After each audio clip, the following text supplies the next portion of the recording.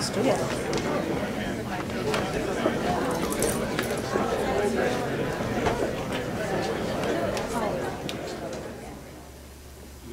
There, as you would expect, insurers famously aren't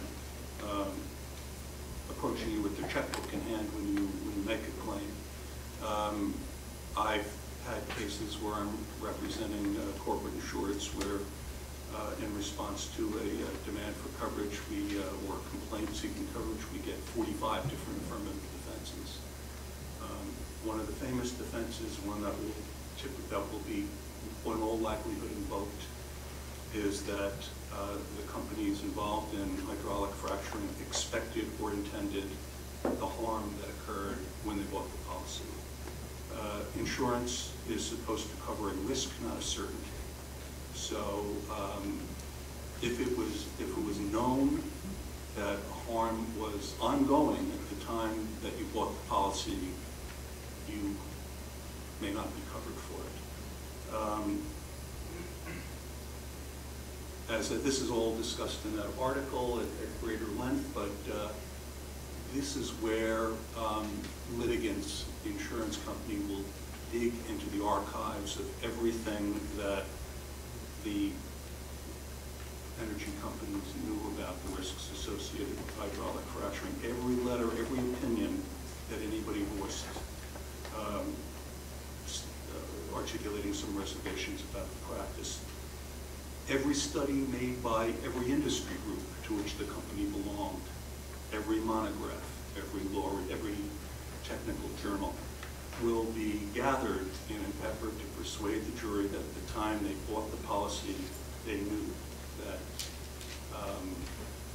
environmental damage was going to occur. The standards for proving that, for forfeiting an insured's coverage on the ground that the harm was expected or intended in American jurisdiction is pretty high, as it should be. It's not enough to say that you were aware of a risk and nevertheless decided to go forward with the activity. That's what insurance is all about. Miscalculations, untoward results. If these things didn't happen, there wouldn't be any need for insurance.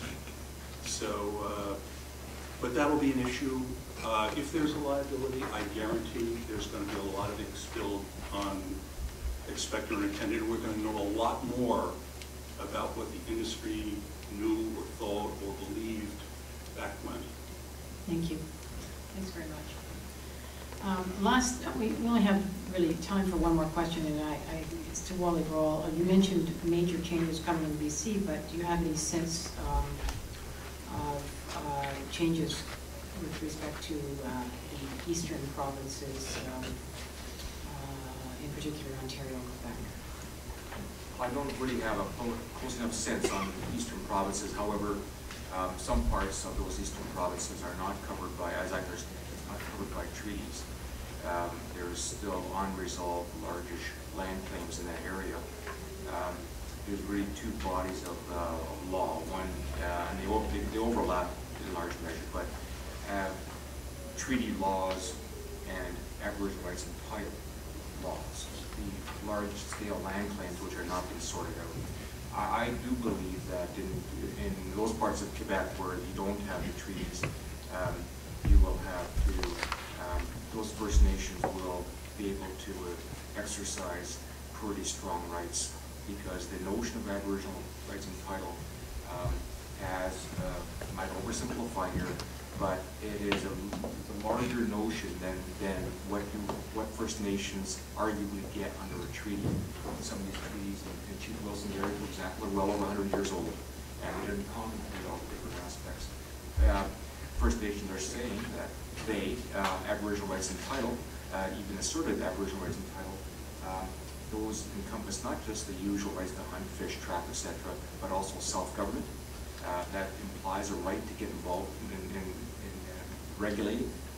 There's a number of other such rights that are implied and inherent in Aboriginal rights and title, which you might not be able to get, and as I stress might because the case law is evolving, might not be able to obtain through the treaty analysis.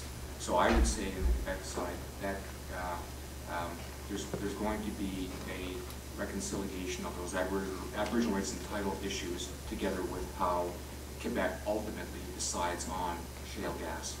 Thank you. I feel like we've just barely started into this whole area, but anyway, I want to thank this panel so much. And